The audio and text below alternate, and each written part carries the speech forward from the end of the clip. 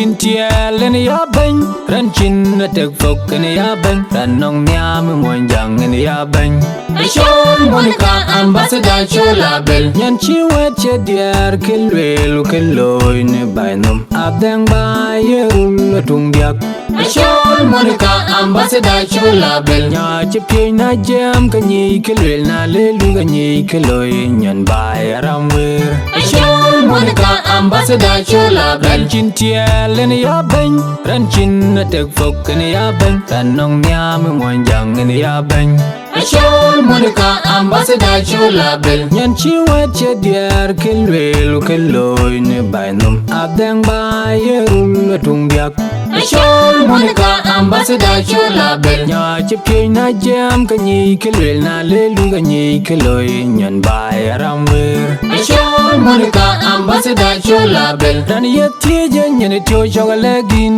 nyan kai nong ba nyan kai nong rin aram wer ne bai Achole nyane lex nyane yerul tungja ya ting loy ku jamde nyane tun Achole Monica nyane tonang bai ran ye lum ne loy ku yini ye lat kwa chini dier chol wali ko ater du ke gam Achole nyane lex nyane yerul tungja ya ting loy ku jamde nyane tun Achole Monica nyane tonang bai cha de na ra che mo nya chol man nya koi chi ping nong di kor tong chor male Achole nyane lex nyane yerul tungja ya ting loy ku jamde nyane tun Achole Monica nyane tonang bai ran chin tia lên ya bang ran chin na tek fok ne ya bang ran nong nya me mon jang ne ya bang Nyana nong nyingi nyana pamana ambassador nyana lia wifi nyana jagi chur mu ponyal nyan chi wet che diar kelwelu keloy ne bainom abdang ba yerul tung yak nyana nong nyingi nyana pamana ambassador nyana lia wifi nyana jagi chur mu ponyal nya che pye na jam ka nyi kelwel na lelu ka nyi keloy nyan ba ram we nyana nong nyingi nyana pamana ambassador nyana lia wifi nyana jagi chur mu ponyal kwana dit ma umalel wen nyang atwang tuk Achol chi tim toy tim di to wariyaw ambassador chola bella gwet nyana thon bang nyana lex thon di no yite Suzy manazalien mawat rani shat kege pos dum mi boy honorable kumayan malu Achol chi tim toy tim di to wariyaw ambassador chola bella gwet nyana thon bang nyana lex thon di no yite dul kami dul man magwi tiang kai gumangar bosman we chuk ting loy piat ba ni pio ene tweng kur pio ene tweng Achol chi tim toy tim di to wariyaw ambassador chola bella gwet nyana thon bang nyana lex thon di no yite achole nyanathan ril kwat kwaril naria la dor bun chole jaka jiko ambassador Monica nyana jagi chor cheping lek Yalena chini diar kunyan kuya kwan ko juar Ito tang chor malik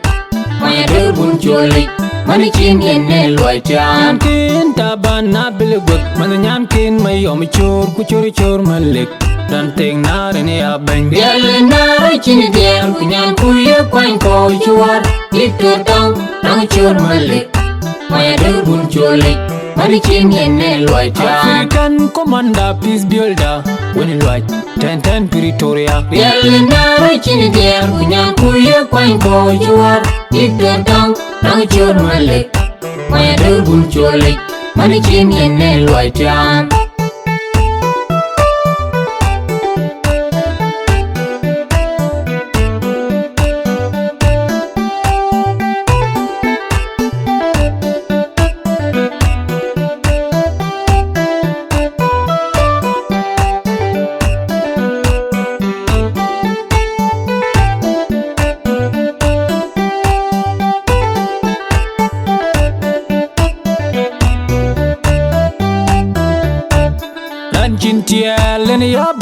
ran chin na tek fok ni ya bang ran nong nya me mon jang ni ya bang Achol Monica ambassador chola bel nyan chi wet che dier kelwelu keloy ne bainom abdang ba yerul tung diak Achol Monica ambassador chola bel nya che pye na jam ka nyi kelwel na lelu ka nyi keloy nyan bai ramwer Achol Monica ambassador chola bel dan yet tie je nyan tyo chogalegin nyan kai nong bai nyan kai nong rin